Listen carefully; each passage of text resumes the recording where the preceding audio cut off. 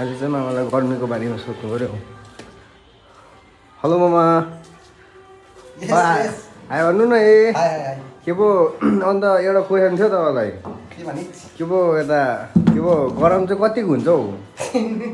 गरम कतिको हुन्छ तिमीले भने अहिले त्यति गरम छ। अहिले त कुन चाहिँ महिना भन त? अहिले अप्रिल अप्रिल मे। अब मे र जुन हुन्छ नि मानिस गरम।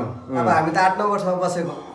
अब इक्जाम्पलको रूपमा त तिमीलाई उदाहरणको रूपमा त के भन्छु भने गरम चाहिँ अब जस्तै तिमी बाथरुम गयौ होइन, नुहायौ, लुगा धुन्छौ, साथमा अन्डे पनि धुन्छौ।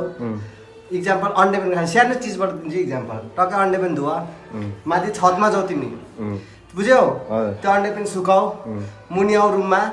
मुनि रुममा आउनु कति सेकेन्ड लाग्छ? 10 सेकेन्ड। मुनि रुममा आऊ, पानी खाऊ, पानी खाएपछि छतमा जाऊ त अन्डे पनि सुकिरहेको हुन्छ।